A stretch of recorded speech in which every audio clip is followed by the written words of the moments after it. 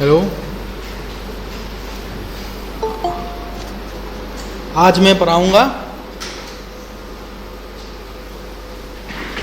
Maxwell's law and बेटीज law, ठीक है।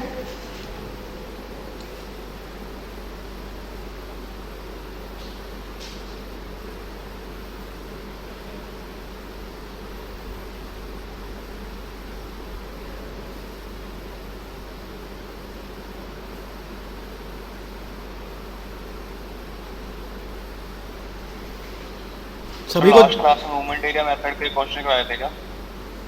हाँ, क्या हुआ उसमें? नहीं सर, वो पूछ रहे थे क्योंकि कॉन्जुगेट बोल रहे थे ना आप ना ना ना ना ना, कॉन्जुगेट नहीं। लास्ट क्लास में मैंने मोमेंट एरिया सिखाए थे, उसके बाद ये दो लॉ सिखा लेता हूँ, उसके बाद मैं नेक्स्ट कॉन्जुगेट भी मेथड पढ़ाऊंगा, ठीक है। Yes sir.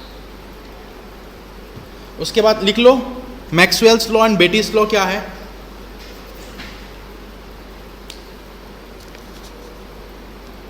मैक्सवेल्स लॉ क्या है? मैक्सवेल्स रेसिप्रोकल थ्योरम, ठीक है, एंड बेटीज थ्योरम, दोनों ही थ्योरम है। एक एक करके मैं सिखा रहा हूं। पहले सिखा रहा हूं मैक्सवेल्स रेसिप्रोकल थ्योरम क्या होता है, ठीक है। लॉ ऑफ रेसिप्रोकल डिफ्लेक्शन और Maxwell's theorem was found out. किसने ये फाउंड आउट किया था? जेम्स क्लार्क मैक्सवेल ने इन द ईयर 1864। क्योंकि ये थोड़ा थ्योरेटिकल पार्ट है तो कुछ थ्योरीज भी लिखना है इसमें, ठीक है।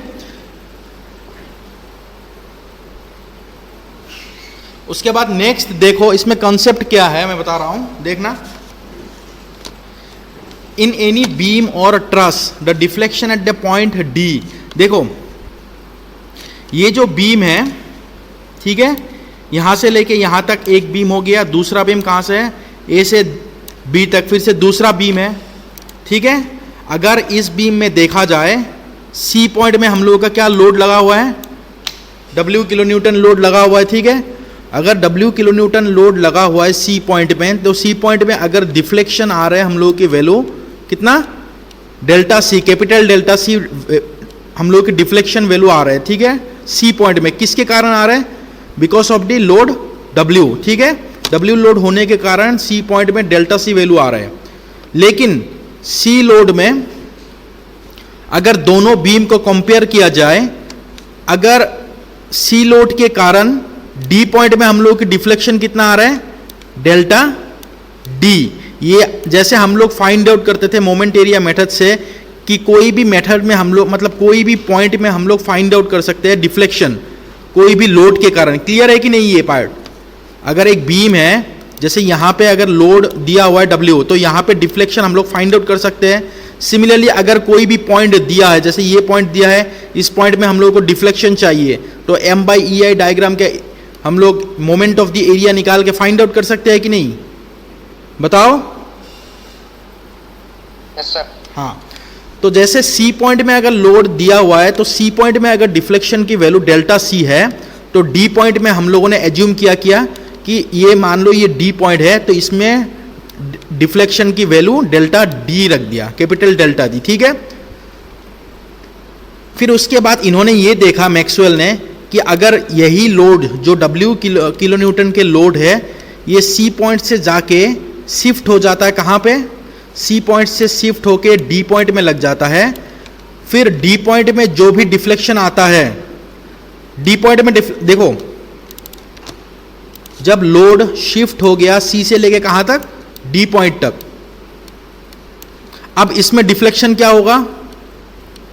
अगर मान लो यहां पे हम लोग की डिफ्लेक्शन की वैल्यू हम लोग का आ रहा है स्मॉल डेल्टा डी, क्योंकि ये डी पॉइंट है। सिमिलरली प्रीवियसली जो सी पॉइंट था, ठीक है, हम लोग की इस सी पॉइंट में हम लोग अगर डिफ्लेक्शन फाइंड आउट करेंगे, तो इसमें डिफ्लेक्शन की वैल्यू आ रहा है स्मॉल डेल्टा सी, ठीक है। इसका मतलब है हम लोग के पास दो कंडीशन है, ठीक है, दो बीम है, ठीक है, दो बीम है। पहले बीम में सी पॉइंट में लोड अप्लाई किया और हम लोगों ने डिफ्लेक्शन किस किस में नोट डाउन किया? सी पॉइंट में as well as D point में। फिर इन्होंने क्या किया? डी पॉइंट में लोड को ट्रांसफर किया दूसरा बीम में। फिर से इन्होंने देखा सी पॉइंट में और डी पॉइंट में डिफ्लेक्शन की वैल्यू क्या है। क्लियर है कि नहीं? इतना क्लियर है? क्लियर है? Yes sir. फिर उसके बाद इन्होंने ये देखा कि जब इन्होंने सी पॉइंट में जब लोड रखा था तो डी पॉइंट में डिफ्लेक्शन की वैल्यू क्या था? Delta D. ठीक है। और सिमिलरली जब इन्होंने शिफ्ट किया बीम को, ठीक है, नेक्स्ट स्पैन में, देखो इसका डिराइवेशन है, मैं दिखाऊंगा डिराइवेशन क्या है।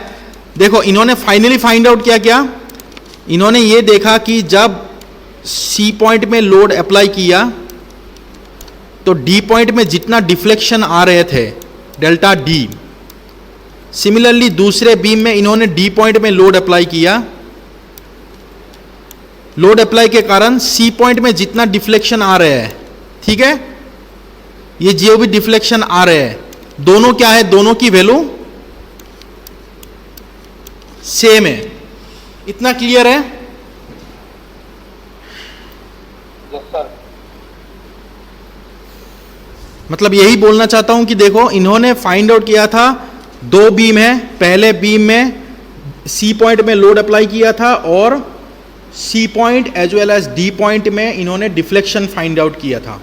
सिमिलरली नेक्स्ट बीम में लोड अप्लाई किया था डी पॉइंट में, फिर से C point and D point में डिफ्लेक्शन फाइंड आउट किया था। फिर उसके बाद इन्होंने ये देखा कि डिफ्लेक्शन फाइंड आउट करने के बाद कि जब जिस पॉइंट में भी लोड लगता है, जैसे यहां पे लोड लगा है सी पॉइंट में, उसके रिवर्स पॉइंट कौन सा है? यहां पे जो भी डिफ्लेक्शन आ रहा है, सिमिलरली यहां पे लोड लगा है डी पॉइंट में लेकिन यहां पे लोड नहीं लगा था, मतलब जिस पॉइंट में भी लोड लगा नहीं है उनके डिफ्लेक्शन क्या है, दोनों के सेम है। ये हो गया मैक्सवेल्स रेसिप्रोकल थ्योरम। ये जस्ट सिंपल एक थ्योरम है, थ्योरेटिकल पार्ट है, ये लिखना है, कभी कभार एग्जाम में आता है, write down the Maxwell's law, ठीक है, थ्योरेटिकल पार्ट है, इसमें ये लिखना है कि मैक्सवेल्स लॉ क्या कहता है। देखो पहले तो आप लोगों को ये दो डायग्राम बनानी है, ठीक है, दो डायग्राम में देखो क्या लिखा है।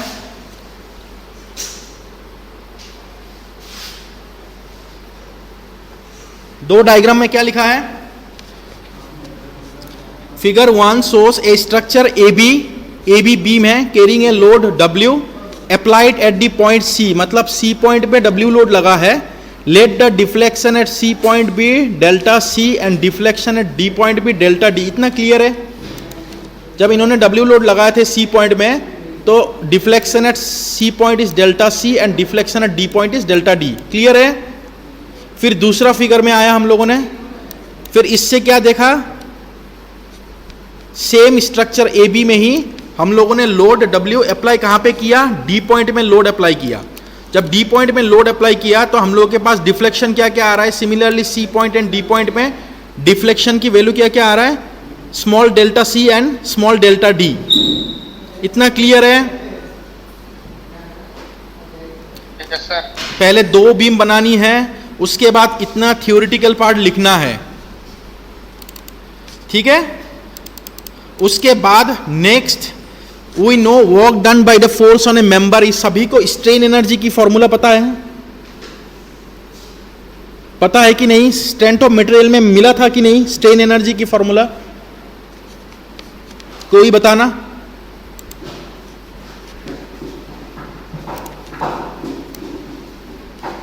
बताओ कोई एक।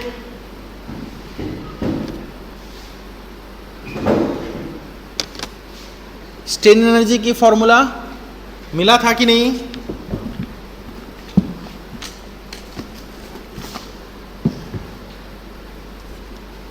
ठीक है, चलो अभी देखते हैं स्ट्रेन एनर्जी की मतलब क्या है। कोई भी अगर, जैसे हम लोग एक रबर ले लेते हैं, रबर को हम लोग खींचते हैं, फिर खींचने पे क्या हो जाता है? एक्सटेंड होते हैं कि नहीं? एक्सटेंड होते हैं। उसके बाद हम लोग अगर मान लो उस रबर को हम लोग जो भी फोर्स लगा हुआ है उस रबर के ऊपर, उस फोर्स को हम लोगों ने रिलीज कर दिया तो रबर क्या हो जाएगा? कोई बताओ।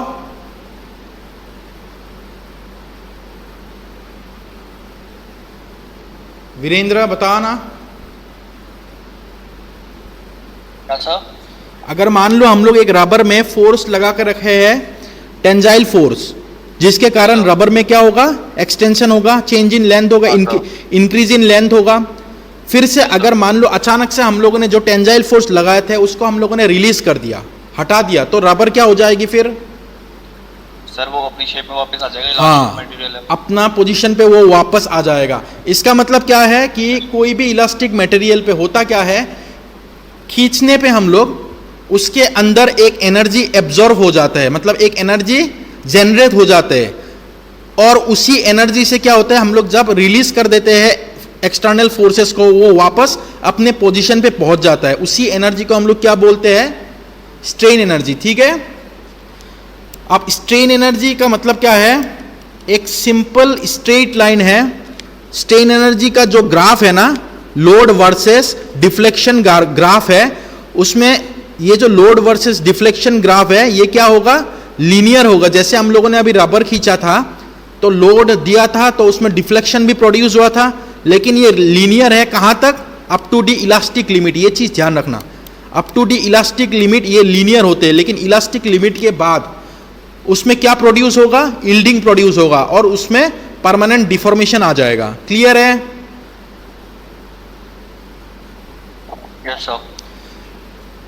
तो कहना ये चाह रहा हूं अभी, स्ट्रेन एनर्जी का मतलब क्या है, ये जो अभी आप लोगों के पास ये जो स्ट्रेस वर्सेस स्ट्रेन ग्राफ आया ना, उसके जो टोटल एरिया है स्ट्रेस वर्सेस स्ट्रेन ग्राफ के, वो हो गया, मतलब लोड वर्सेस डिफ्लेक्शन ग्राफ के जो एरिया है उसी को हम लोग बोलते हैं strain energy. So area will be equal to half into base into height. ठीक है। तो ये हो गया आपका स्ट्रेन एनर्जी की फॉर्मूला।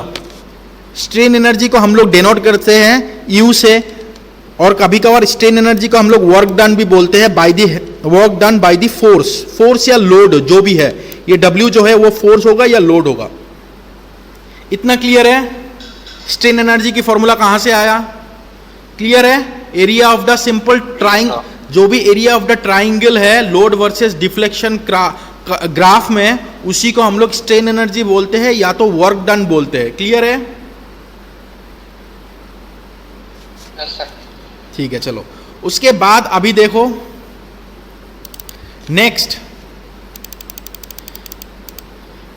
दोनों बीम को हम लोगों ने अभी क्या किया, दो बीम थे पहले हम लोगों के पास, दोनों बीम को हम लोगों ने अभी मर्ज कर दिया। ठीक है, एक के ऊपर एक मर्ज कर दिया। उसके बाद अभी देखो फ्रॉम फिगर नंबर 1, जो फिगर नंबर 1 थे उसमें क्या था, work done on the structure is equal to, work done क्या था, हाफ ऑफ, अभी एक फॉर्मूला आया था स्ट्रेन एनर्जी के, work done is equal to क्या है, ऊपर देखो, half of load into deflection.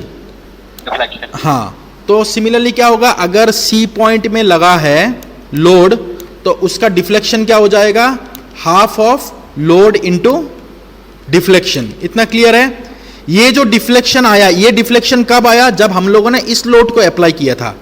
तो अभी इसके बारे में मैं बता नहीं रहा हूं, सिंपल मैं बता रहा हूं कि फिगर नंबर 1 से डिफ्लेक्शन की वैल्यू क्या होगा। जैसे फिगर नंबर 1 है ऊपर में, तो सी पॉइंट में डिफ्लेक्ट वर्क डन की वैल्यू क्या होगा, half of W into delta C। इतना क्लियर है? सी पॉइंट में लोड के कारण कितना वर्क डन हुआ, half of W into delta C। Similarly उसके बाद देखो हुआ क्या है, जब हम लोगों ने फिर एक दूसरा लोड अप्लाई किया W पॉइंट में। ठीक है, W पॉइंट में लोड अप्लाई करने के कारण क्या हुआ, एज अनदर लोड W भी अप्लाइड एट D पॉइंट में एक दूसरा लोड अप्लाई किया, कितने के, W पॉइंट के, जो कि सेकेंड बीम में हुआ था। So there will be the deflection, जिसके कारण डिफ्लेक्शन प्रोड्यूस क्या हुआ। देखो फर्स्ट फिगर के लिए डिफ्लेक्शन हम लोग के पास दो डिफ्लेक्शन है, delta C and delta D, capital वाला। लेकिन सेकेंड W के लिए हम लोग के पास डिफ्लेक्शन कौन कौन सा है, small delta D and small delta C। तो हम लोग के पास W लोड अप्लाई करने के कारण D पॉइंट में कौन कौन सा डिफ्लेक्शन आया, delta C and delta D deflection. इतना क्लियर है?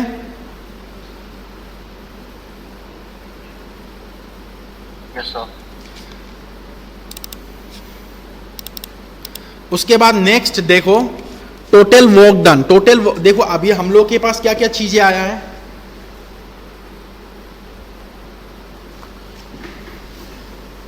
एक तो है जब हम लोगों ने W वैल्यू अप्लाई किया तो C पॉइंट में टोटल वर्क डन कितना आया, half of W into delta C value आया। इतना क्लियर है, ये वाला वैल्यू क्लियर है। C पॉइंट के लिए मैं बता रहा हूं वर्क डन। फिर उसके बाद जब इन्होंने D पॉइंट में अप्लाई किया, D पॉइंट में अप्लाई करने के कारण क्या होगा, फिर से सिमिलरली जैसे C पॉइंट में अप्लाई करने के कारण क्या हुआ था, W into delta capital delta C। तो सिमिलरली सेकेंड बीम के लिए अगर हम लोग जैसे ये सेकेंड बीम हो गया, इसमें हम लोगों ने W अप्लाई किया तो यहाँ पे वर्क डन की वैल्यू क्या हो जाएगी, half of capital W into small delta D, और यहाँ पे क्या हो जाएगी, half of W into capital delta C। Clear है, क्लियर है? Yes sir. हाँ ठीक है।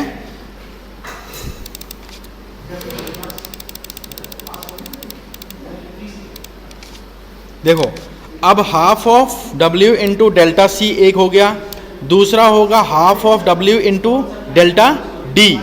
ये दोनों क्लियर है। अब ये क्या है मैं बता रहा हूं, देखना। ये हो गया W into delta C। W into delta C का मतलब क्या है, ये दो लोड है हम लोग के पास, दोनों ही क्या है, सेम है W। अभी इसके कारण हम लोग के पास डिफ्लेक्शन क्या आया था, W के कारण सेकेंड स्टेप में डेल्टा C का वैल्यू आया था डिफ्लेक्शन। तो डेल्टा C जो आया था हम लोग के कारण यहां पे, तो इसका टोटल डिफ्लेक्शन क्या हो गया, half of W into delta C plus half of इसके कारण W into delta C। Total क्या हो गया, W इंटू डेल्टा C। ठीक है, सो ये हो गया total work done. Total work done हो गया ये। सिमिलरली क्या हो गया,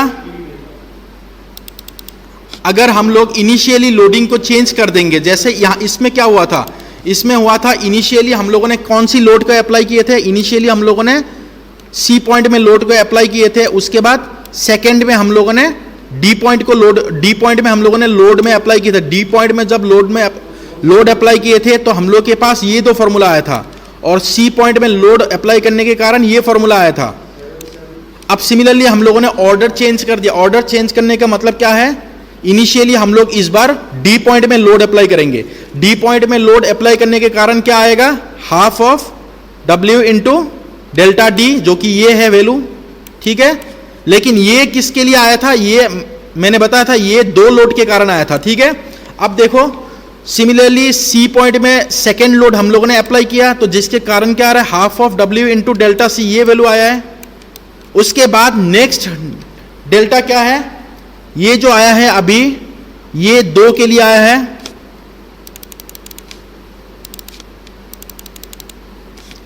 एक हो गया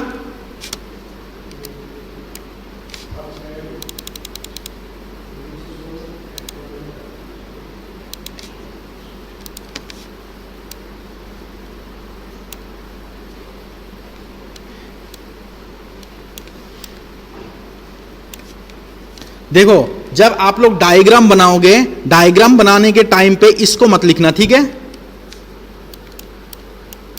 इसको मत लिखना, क्योंकि इसके कारण क्या होगा, कंफ्यूजन क्रिएट होगा। ठीक है, ये याद रहेगा किसको नहीं लिखना है। सिर्फ पहले फिगर के लिए सिर्फ डेल्टा C वैल्यू को हम लोगों को एज्यूम करना है।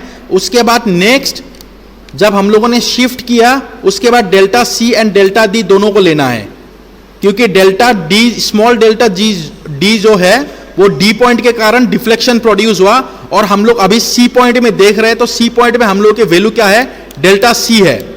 सिमिलरली एक मैं नया बीम बनाऊंगा, अभी देखना।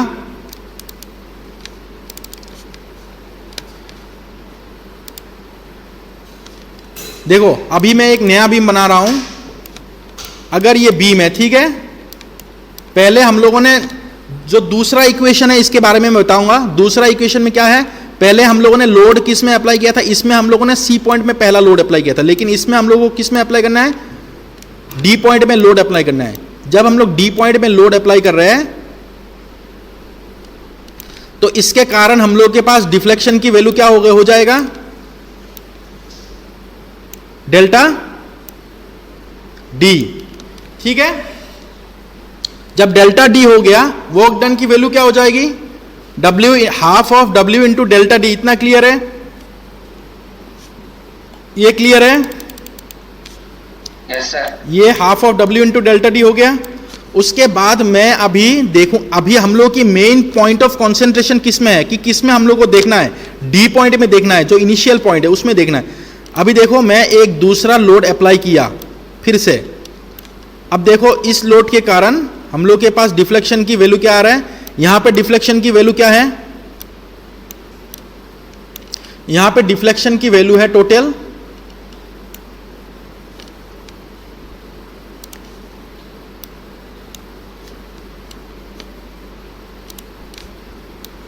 डेल्टा क्या है, कौन सी पॉइंट में है, ये सी पॉइंट है, ये डी पॉइंट है। सो अभी जब हम लोगों ने लोड को शिफ्ट किया, मतलब दूसरा लोड लगाया, दूसरा लोड लगाने के कारण इस पॉइंट में डिफ्लेक्शन की वैल्यू क्या हो जाएगी, half of W into delta C. ये क्लियर है, क्लियर है ये, यस सर। ठीक है। उसके बाद अब ये देखो ये कहां से आ रहा है, जैसे इस लोड के कारण यहां पे डिफ्लेक्शन हो रहा है, सिमिलरली क्या हुआ, ये जो लोड है और दोनों ही लोड है, ये W के कारण,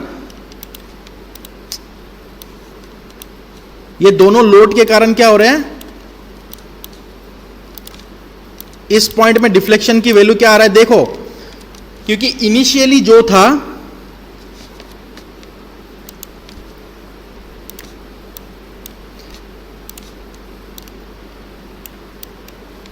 देखो जो हम लोग के पास इनिशियल वैल्यू था वो कितना है, बस इतना सा ही है, ठीक है, और फाइनल वैल्यू क्या है, इतना है, ठीक है। ये हो गया कैपिटल डेल्टा और ये हो गया स्मॉल डेल्टा डी पॉइंट में। अब देखो दोनों को बराबर करने के लिए कितना लोड चाहिए हम लोग के पास, ये एक्स्ट्रा लोड चाहिए, मतलब एक्स्ट्रा डिफ्लेक्शन चाहिए, ताकि दोनों डिफ्लेक्शन क्या हो जाए, सेम हो जाए, क्योंकि डेल्टा सी की जो डिफ्लेक्शन है वो वैल्यू ज्यादा है in comparison to the delta D, है कि नहीं। दोनों को कंपेयर करो, देखो डेल्टा सी आ रहे हैं यहां से लेके यहां तक, और डेल्टा डी आ रहे हैं यहां से यहां तक। अब ये जो एक्स्ट्रा वैल्यू है, ये वैल्यू किसके कारण होगा, इसको हम लोग क्या करेंगे, ये जो एक्स्ट्रा डिफ्लेक्शन की वैल्यू है ये किन के कारण होगा, दोनों लोड के कारण होगा। तो अब स्ट्रेन एनर्जी की दोनों के कारण क्या हो जाएगी, हाफ ऑफ W इंटू ये, इसका वैल्यू क्या हो जाएगा डी पॉइंट में, half of W into delta D plus दूसरे लोड के लिए half of W into delta D. तो फाइनली दोनों लोड के कारण कितने वैल्यू आ गया, half W into delta D.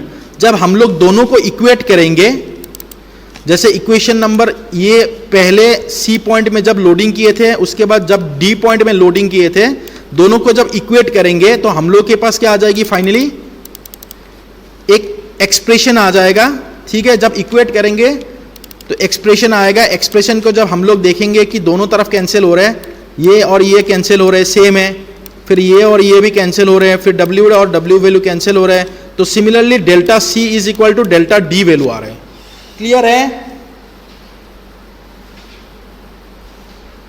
Yes sir. तो ये हो गया आप लोग का मैक्सवेल्स थ्योरम, ठीक है। मैक्सवेल्स थ्योरम अगर आए तो ये लिखना है, सीधा सा बात है। पहले तो थ्योरेटिकल लिखना है कि एक बीम में हम लोगों ने जब W लोड अप्लाई किया था तो स्मॉल W और स्मॉल डेल्टा सी और कैपिटल मतलब small delta D value deflection आया था, फिर डी पॉइंट में हम लोगों ने अप्लाई किया तो कैपिटल डेल्टा डी और capital delta C value deflection आया था। उसके बाद वर्क डन के बारे में लिखेंगे दोनों बीम से, ये दो इक्वेशन, उसके बाद कंपैरिजन करेंगे, उसके बाद हम लोग के पास ये एक्सप्रेशन आएगा that capital delta C is equal to small delta C is equal to capital delta D. ये हो गया मैक्सवेल्स के एक्सप्रेशन, ठीक है। इसका मतलब क्या है, the deflection at C point, ये हो गया deflection at C point due to the load at किस पॉइंट में, due to the load at D equal to the deflection at D point due to the load W at C. ये जो भी sentence है ये कहां से लिखोगे आप लोग, स्मॉल डेल्टा सी क्या है ये कहां से लिखोगे, जो फिगर नंबर 1 एंड 2 है इससे पता लग जाएगा। देखो स्मॉल फिगर नंबर 1 से पता लग जाएगा कि स्मॉल डेल्टा सी क्या है, small delta C is the deflection at C point due to the load W present at D point, और capital delta D is the deflection at D point due to the load W present at C point. Clear है?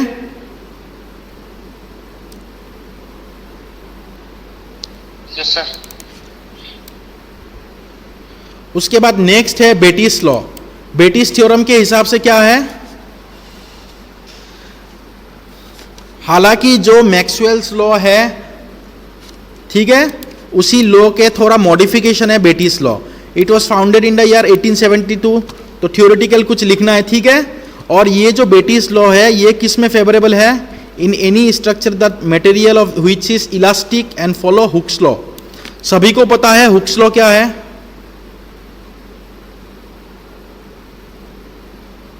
Yes sir. ठीक है। जिस material में elasticity है और जो Hooke's law follow करते हैं, and in which the support, ये कुछ एजम्पशन है, ठीक है। बेटीज लॉ मतलब किन स्ट्रक्चरों में होता है, ये कुछ एजम्पशन है, ठीक है, कि मटेरियल इलास्टिक होना चाहिए, मतलब फिर उसके बाद हुक्स लॉ फॉलो करना चाहिए, और जितने भी सपोर्ट्स है दे आर अनयील्डिंग, यील्ड नहीं होना चाहिए सपोर्ट्स में, and the temperature is constant, ठीक है, टेम्परेचर भी कांस्टेंट होना चाहिए। उसके बाद virtual work done by system of forces. अभी देखो जैसे हम लोगों का मैक्सवेल्स लॉ में वर्क डन किसके लिए हुआ था, वर्क डन किसके लिए हुआ था, जब हम लोग फोर्स अप्लाई किए थे जिसके कारण वर्क डन हुआ था। तो यहाँ पे जो सिस्टम है इसमें हम लोगों ने एक फोर्स अप्लाई नहीं किए, मतलब एक लोड अप्लाई नहीं किए। इसमें कितने लोड है टोटल, 1, 2 एंड 3 लोड है टोटल। 3 भी हो सकता है, 3 से ज्यादा भी हो सकता है, 2 भी हो सकता है, ठीक है। बस देखना यह है कि अगर एक बीम में हम लोग 3 लोड को अप्लाई करेंगे, दूसरे बीम में भी हम लोग को 3 लोड अप्लाई करना है, या तो अगर एक बीम में 2 लोड अप्लाई करेंगे तो दूसरे बीम में भी 2 होना चाहिए। अब देखो बेटीज लॉ के हिसाब से क्या है, ये 2 बीम है, इसमें जब मैंने 3 लोड लगाया, ठीक है, P1, P2 and P3। Similarly ये जो बीम है दूसरा बीम, उसमें भी 3 लोड लगाए हैं, Q1, Q2 एंड Q3। अब देखो इनके सेम लाइन ऑफ एक्शन कौन सा है, इस लोड के लाइन ऑफ एक्शन हो गया ये, ठीक है। सिमिलरली Q2 के लाइन ऑफ एक्शन हो गया Y2, Q3 के लाइन ऑफ एक्शन हो गया Y3, और ये सब क्या है, डिफ्लेक्शन की value Y1, Y2 and Y3 जो है ये तीनों डिफ्लेक्शन है। लेकिन ये जो तीनों डिफ्लेक्शन है ये कौन सी पॉइंट में हम लोगों को फाइंड आउट करना है, पहला बीम में, पहला बीम में हम लोगों को डिफ्लेक्शन फाइंड आउट करना है जिस पॉइंट में हम लोग सेकेंड बीम में हम लोग लोड को अप्लाई करेंगे। देखो ये जो सेकेंड बीम है इसमें हम लोगों ने लोड को अप्लाई कहां पे किया है, इस पॉइंट में लोड अप्लाई किया, Q, Q एंड Q। तो इस पॉइंट के कॉरेस्पॉन्ड में जो भी पॉइंट आ रहे हैं पहले बीम में, उस पॉइंट में डिफ्लेक्शंस को हम लोगों को फाइंड आउट करना है पहला बीम में। क्लियर है?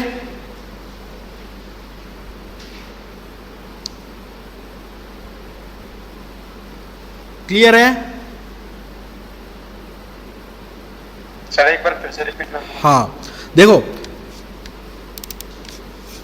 2 बीम है हम लोग के पास, दोनों ही बीम में हम लोग 3-3 फोर्स लगाएंगे, ठीक है। अगर 2 फोर्स लगाना है तो दोनों में हम लोग 2 फोर्स लगाएंगे, या तो 3 फोर्स लगानी है तो तीनों में ही हम, मतलब दोनों में ही हम लोग 3 फोर्स लगाएंगे। तो हुआ क्या है, हम लोग के पास दो बीम है, ठीक है, ये एक पहला बीम है, ये दूसरा बीम है, ठीक है। अब हम लोग को ये देखना है, यहाँ पे हम लोगों ने 3 लोड लगा लिए, ठीक है। सिमिलरली यहाँ पे भी हम लोगों ने 3 लोड लगा लिए।